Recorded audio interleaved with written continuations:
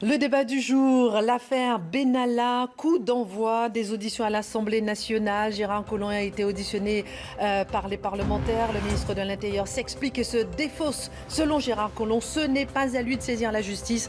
C'est à la préfecture de police et au cabinet d'Emmanuel Macron d'agir une fois la vidéo connue. Il déclare qu'il n'a jamais évoqué l'affaire Benalla avec le président Emmanuel Macron, devant les rires et les soupirs quand même des parlementaires. Et puis autre point, Gérard Collomb ne connaît pas le rôle d'Alexandre Benalla à l'Élysée. Il ignorait qu'il était conseiller à l'Élysée. On en parle de cette première édition avec nos deux invités, Émilie Zapalski, communicante, et puis Véronique Jacquier, journaliste Sud Radio. Mais bonjour mesdames, et avant de commencer, d'entrer dans le vif du sujet, analyse de cette audition avec vous, Loïc Signor. S'il faut retenir 4 mots, enfin, après avoir écouté cette audition, ça serait « je ne sais pas ». Oui, c'est ce que dit Gérard Collomb en creux à chacune de ses réponses. Il suffisait aussi de regarder l'intitulé de cette commission, faire la lumière sur les événements, je cite, survenus à l'occasion de la manifestation parisienne du 1er mai. En aucun cas, cette commission n'avait mentionné le nom d'Alexandre Benalla. Et c'est justement et certainement pour cela que Gérard Collomb s'abrite derrière tout un tas d'explications sur ce qui s'est passé ce 1er mai lors des manifestations, sans oublier à chacune de ses phrases, ou presque, de rendre hommage aux forces de l'ordre. Une manière aussi pour lui de dire il y a cette usurpation pas d'identité, mais de fonction de la part d'Alexandre Benalla. Mais j'ai confiance en la police, j'ai confiance en mes hommes, que ce soit gendarmerie, que ce soit policiers. En revanche, ce qu'on apprend aujourd'hui dans la bouche de Gérard Collomb, c'est comment le président de la République apprend cette affaire Benalla. Il cite un nom, Vincent Corre, chargé de mission auprès du conseiller politique Stéphane Séjourné d'Emmanuel Macron, qui appelle Jean-Marie Gérier, qui est le directeur de cabinet de Gérard Collomb au ministère de l'Intérieur, qui est l'ancien directeur de campagne d'Emmanuel Macron, qui lui décroche son téléphone et appelle Patrick Stroda, le directeur de cabinet de l'Élysée. Et enfin, Emmanuel Macron est appelé, il est au bout du monde à ce moment-là, il est en Australie. Et c'est à ce moment-là, enfin le 2 mai, qu'Emmanuel Macron apprend l'affaire Benalla. On va en reparler justement pendant tout notre débat. À votre avis, Émilie Zapalski, est-ce que le ministre de l'Intérieur se défausse au cours de cette audition ? Je pense que déjà, moi, j'ai remarqué dans l'audition, dans le démarrage de l'audition, une certaine autorité. Il y avait quand même, on voit que c'est une prise de pouvoir un peu des parlementaires. Hein. Ils sont en train, enfin, ils ont interrompu la réforme de la Constitution. Bien sûr. Donc, il y a en quelque sorte, et cette réforme, elle quelque chose de solennel, vous trouvez, c'est ça ? Quelque chose de solennel, et puis une prise de pouvoir par rapport à une réforme qui réduit leur nombre de 30%, qui réduit un petit peu leur pouvoir, qui introduit la proportionnelle. Donc, ils sont contre cette réforme. Ils reprennent le pouvoir par rapport à cette réforme qui réduisait un peu leur pouvoir. Ça réduit leur pouvoir, c'est sûr. Ça leur permet d'interrompre cette discussion qui n'a pas l'air d'intéresser l'opinion publique du tout. Hein. Au milieu de la Coupe du Monde, cette réforme, personne n'en a entendu parler. Elle sera repoussée, on ne sait pas à quand, peut-être en septembre. Ça leur donne une occasion de ralentir ça. Et je ne sais pas si vous avez entendu ce matin au démarrage de l'audition, ils étaient très excités, ils étaient très bavards, ils parlaient des conditions même de l'audition. Et là-dessus, Gérard Collomb a une réaction très chef d'école, maître d'école, en disant « Écoutez, je prends la parole, je commence ». Et je trouvais que cette façon d'intervenir et cette façon dont il a eu de tenir jusque-là, hein, ça dure plus de 2 heures, était quand même assez importante. Ils ont l'habitude des auditions de plus de 2 heures. Bien sûr, mais là, on voit qu'il y a quand même des questions à rebours, et c'est normal aussi, hein, c'est le jeu de ça. Après, le fait qu'il se défausse ou pas, je pense que c'est un jeu maîtrisé probablement entre l'Élysée, le ministère de l'Intérieur, la préfecture de police, pour globalement voir comment on répartit les responsabilités. C'est vrai que là, il a dit à plusieurs reprises, je ne sais pas, Benalla, je l'ai rencontré, je ne savais pas qu'il était conseiller de l'Élysée. Jusqu'où ça va aller? Il a quand même ciblé un petit peu la préfecture de police, hein, également, dans les responsabilités. Donc on voit qu'il y a un jeu quand même qui s'instaure pour... Alors on va tout de suite écouter justement lorsque Gérard Collomb semble se défausser et dit, ce n'est pas moi, c'est à la préfecture de police et au cabinet d'Emmanuel Macron d'aller plus loin et de saisir la justice. Monsieur Benalla, ne faisant pas partie des effectifs placés sous mon autorité, le cabinet du président de la République et la préfecture de police disposant de toutes les informations nécessaires pour agir, j'ai considéré que les faits signalés étaient pris en compte au niveau adapté. Et donc, je ne me suis plus occupé de ce sujet. Véronique Jacquier, c'est pas moi, c'est lui ? Oui, alors c'est clairement lui. Je crois qu'il cible clairement Michel Delpech qui va être auditionné cet après-midi par la commission d'enquête parlementaire à 14h. Oui. Un moment, si vous permettez, Véronique. Il a dit que ce n'est pas lui que je cible directement le préfet de police, mais peut-être en dessous. Il est revenu après justement sur ces accusations à demi-mot, mais ça reste quand même effectivement à la préfecture de police. Oui, c'est la préfecture de police qui est sur la sellette. Il a pris un exemple très factuel. Le port d'armes demandé par Alexandre Benalla. Le ministère de l'Intérieur lui a dit en 4 ans 3 fois non, parce qu'il n'était pas habilité, parce qu'il n'avait pas les compétences, parce que c'était pas ni un policier ni un gendarme d'élite. Et on apprend lors de l'audition qu'il a eu un port d'armes grâce à la préfecture de police. C'était saisissant. Ça veut dire que le type a le bras tellement long ou qui tord tellement le bras à ses camarades policiers qu'il arrive à obtenir ce qu'il veut. Et il a obtenu de qui? Il a obtenu par un arrêté de la préfecture de police. De la préfecture, avec un ministre de l'Intérieur qui dit je n'étais pas au courant, mais en plus je n'étais pas d'accord. Donc il ne se défausse pas. Il faut quand même remettre les choses dans le contexte et dans le temps long. Ce n'est pas un policier qui a tabassé un manifestant le 1er mai. Donc moi, je comprends tout à fait que Gérard Collomb ne soit pas en première ligne aujourd'hui. Oui, c'est ce qu'il a dit à plusieurs reprises. Voilà, ça c'est très important de le souligner. En revanche, le message, c'est « je ne veux pas servir de fusible ». Moi, j'ai fait mon boulot.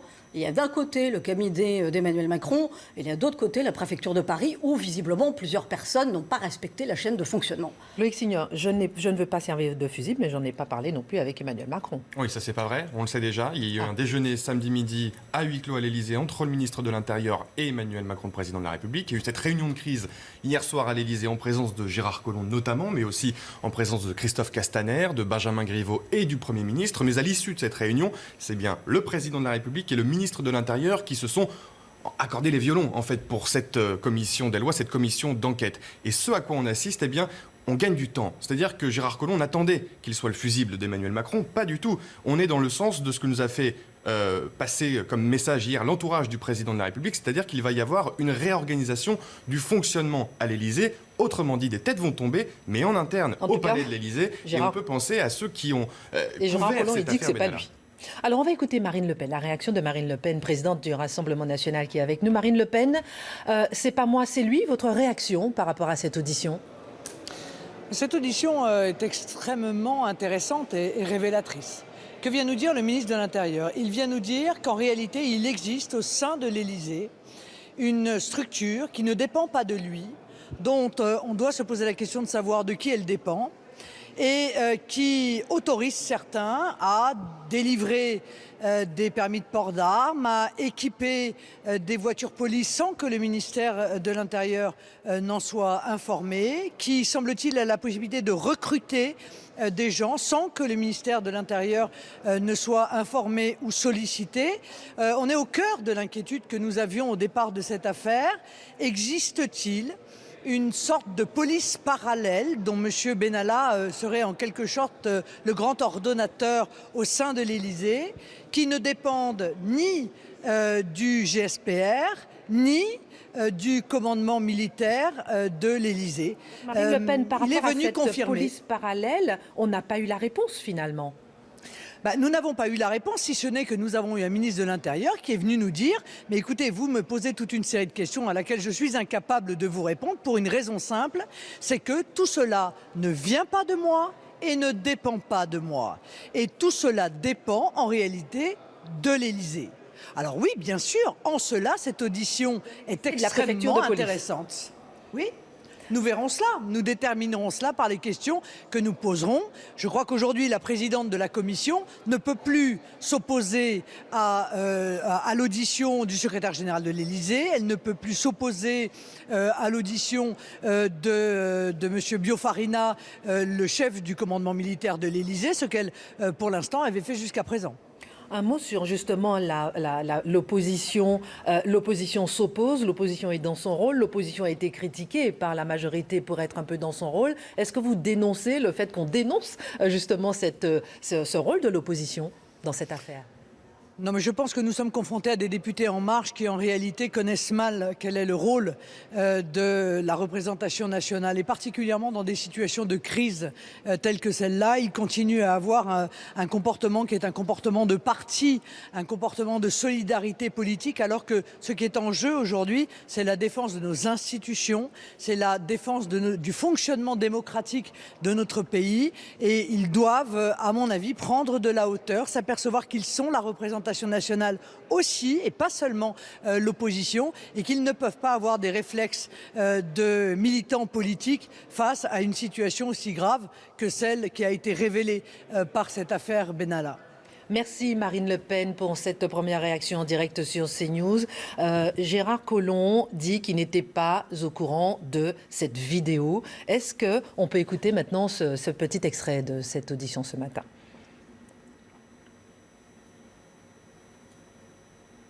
Avons-nous parlé des faits le moins possible? La discussion est simple. La vérité, rien que la vérité. Les faits, rien que les faits. Non, le président de la République était plutôt préoccupé de l'avancement de la réforme constitutionnelle et des blocages qui pouvaient exister. Oui, alors c'est sous les rires et soupirs des parlementaires. Justement, je n'étais pas au courant de cette vidéo. C'est ce que dit Gérard Collomb. Tout le monde sourit. Oui, ça sourit, ça rigole, il y a beaucoup de bruit. Mais c'est vrai que par rapport à l'intervention que vient de faire là sur ce plateau Marine Le Pen, oui. On voit que c'est beaucoup plus modéré. On a l'impression que la stratégie justement de communication de l'opposition peut un petit peu changer. Parce qu'au départ, on entendait des mots très forts. Watergate bis, affaire d'État. Mélenchon, évidemment, était allé de tous ces mots. Bon, c'est évidemment le jeu qu'on attendait de l'opposition. Et puis, c'était une occasion pour eux de saisir une mobilisation forte de l'opinion publique, alors qu'ils ont du mal à rassembler. Les manifestations au moment des réformes que Emmanuel Macron a lancées n'ont pas réussi. Donc là, c'était une occasion. Mais là, il semblerait qu'il y ait un petit jeu un peu différent. Alors, vous l'avez dit tout à l'heure, Gérard Collomb, il joue « Je ne suis pas infusible ». A priori, ça a l'air d'être décidé. Et il joue le délai de faire intervenir le cabinet, de faire intervenir la préfecture de police. On a l'impression que l'opposition, en tout cas là, Marine Le Pen, joue aussi un temps. On veut savoir la vérité. On fait durer un petit peu aussi, mais de manière beaucoup plus modérée, avec des mots plus modérés. Modéré parce que ça a été quand même une audition obtenue au forceps. Modéré parce que finalement ils se sont bagarrés pour avoir l'audition, ils se sont bagarrés pour qu'elle puisse être une audition publique. Ils ont tout intérêt à continuer. La démission de Gérard Collomb. Ils demandaient la démission. Et c'est vrai que là, tout à fait, ils ne demandent plus. Marine Le Pen, elle n'a pas demandé, par exemple, la démission de Gérard Collomb. Voilà, là, elle ne demande pas. En revanche, elle utilise le mot police parallèle et beaucoup sont sur cette petite musique dans l'opposition de police parallèle. Guillaume Larrivé aussi utilisait ce mot-là ce matin.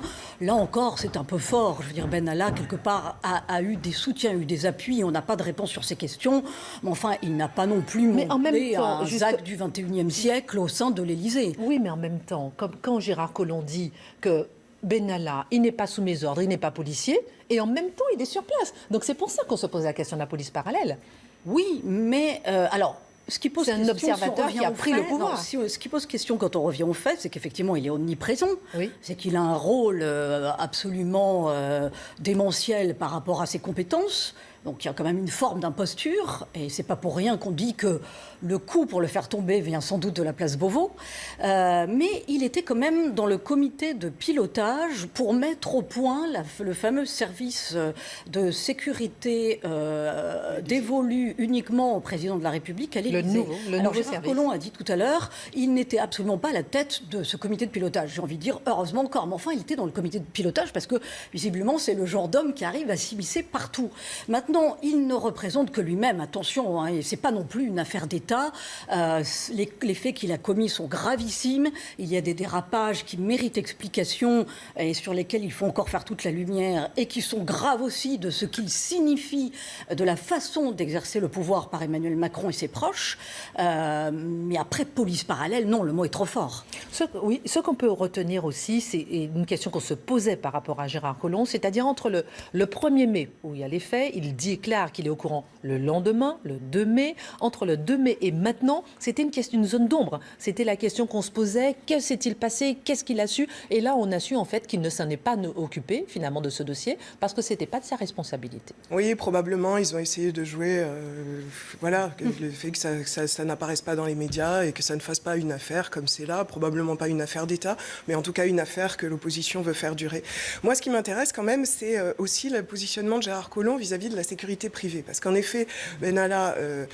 il semblerait avoir été à la tête d'une fédération française de la sécurité qui a l'air nébuleuse, qui n'a voulu créer, qui n'a pas eu d'activité.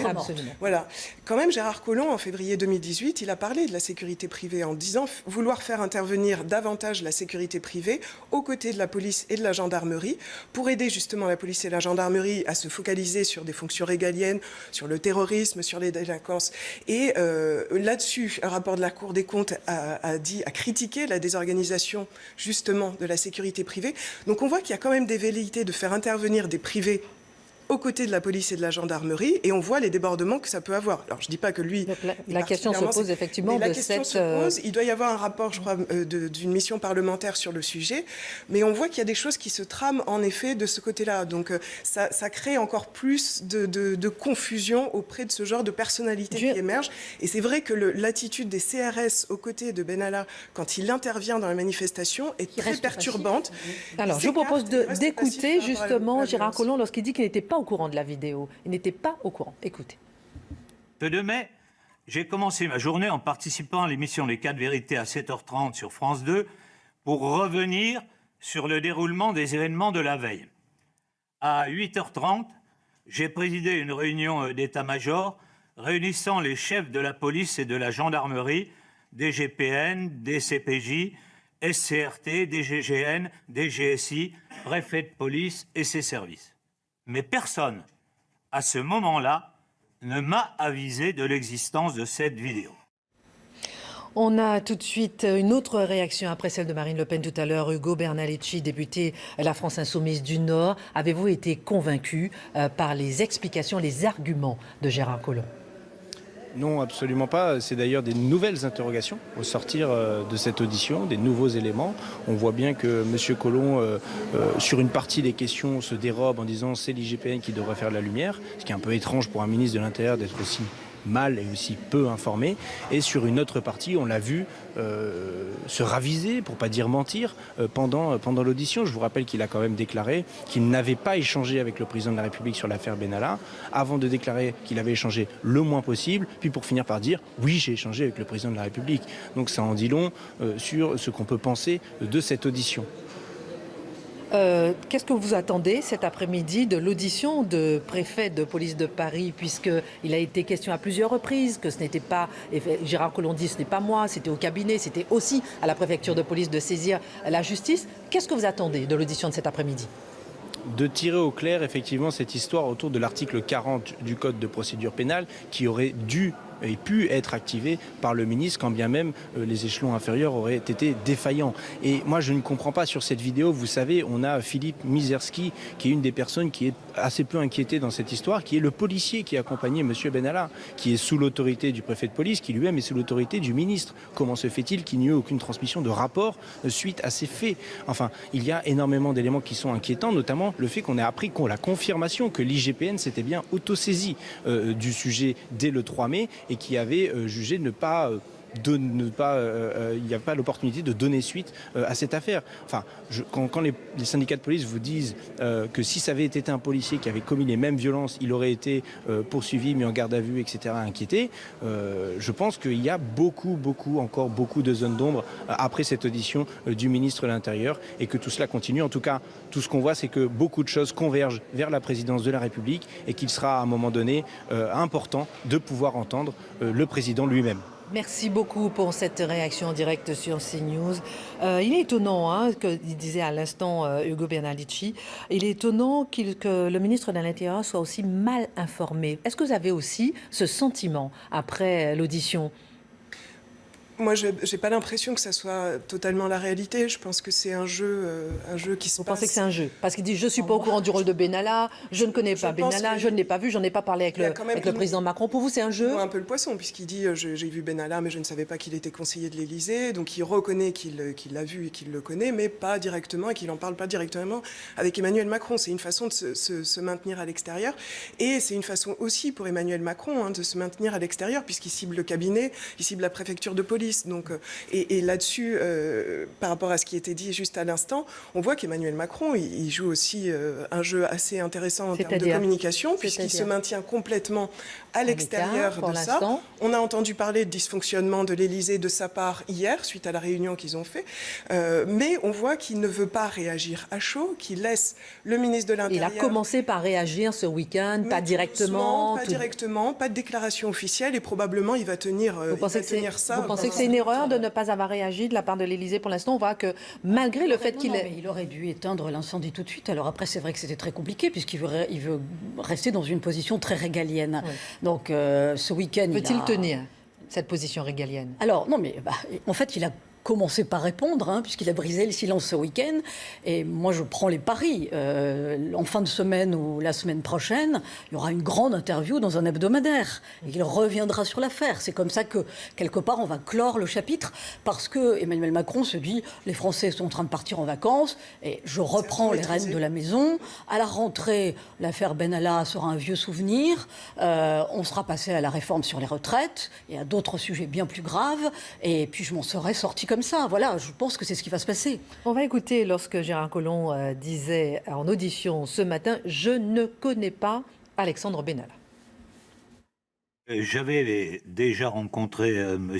Benalla lors effectivement de services d'ordre. Personnellement, je ne le connaissais pas. Je croyais même que c'était quelqu'un qui faisait plutôt partie des services de police.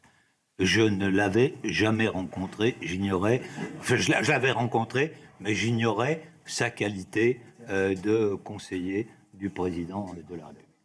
Bon, on voit que c'est un peu confus, comme nous disaient justement les deux réactions, c'est un peu confus. Là, il faudra peut-être encore fouiller cet après-midi, et c'est ce que disaient les deux réactions qu'on a eues, c'est-à-dire qu'il faut... Là, c'est incroyable, parce qu'on parlait de la communication de la présidence de la République.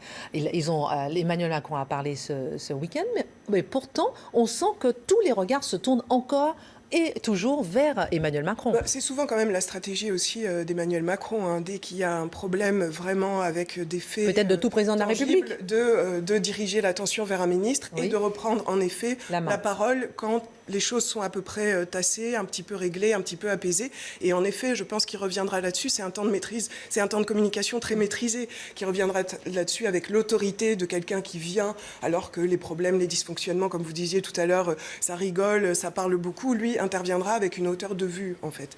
Donc, je pense que ça, c'est quand même assez intelligent en termes de communication, de ne pas intervenir à chaud, de laisser juste quelques petits messages passer.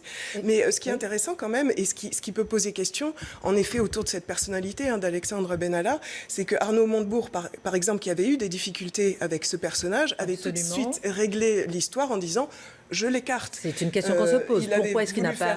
Il a eu beaucoup de dérapages, il n'a jamais été écarté. Voilà, il a voulu faire un délit de fuite, il était chauffeur. Ça a été réglé très très vite. Pourquoi là les choses, 15 jours de suspension, c'est vrai que ça semble assez léger. Pourquoi les choses n'ont pas été réglées de manière beaucoup plus stricte et rapide? On se demande pourquoi. C'est un homme qui a bénéficié de beaucoup de mensuétudes, sans doute parce qu'il arrivait à se rendre indispensable, et c'est propre à la nature humaine. Si on cherche bien, on connaît tous un personnage comme ça qui... oui, peut-être pas tous comme ça. Pas aussi haut. Non, voilà, aussi haut placé avec... On en apprend tous les jours quand même sur Alexandre Benalla. C'est quand même assez surprenant. Le problème, c'est qu'effectivement, en règle générale, ils n'arrivent pas jusqu'à l'Élysée. Donc il y a quand même un aveuglement par rapport au personnage. Mais juste pour revenir sur Gérard Collomb, je pense qu'il y a une forme d'aveuglement, mais qui est due à sa fonction. Mettez-vous à la place de Gérard Collomb, qui, comme il l'a dit d'ailleurs pendant la commission d'enquête, lors de son audition, a s'occupé des affaires de terrorisme, avait à gérer Notre-Dame-des-Landes. Il n'a pas tous les jours un coup de projecteur à mettre sur Alexandre Benalla. Ça paraît assez logique aussi. On peut comprendre ça aussi. En tout cas, commission d'enquête parlementaire qui se poursuit cet après-midi avec l'audition de Michel Delpuech, préfet de police, à 14h en direction CNews. À 18h30 ce soir, Gérard Collomb rencontre le Premier ministre. On verra ce que ça donne. Et puis demain, Gérard Collomb est encore entendu au Sénat. Et puis le Sénat n'est pas sous la majorité. La République en marche. On verra ce que ça donne. Tout de suite, l'info continue sur CNews.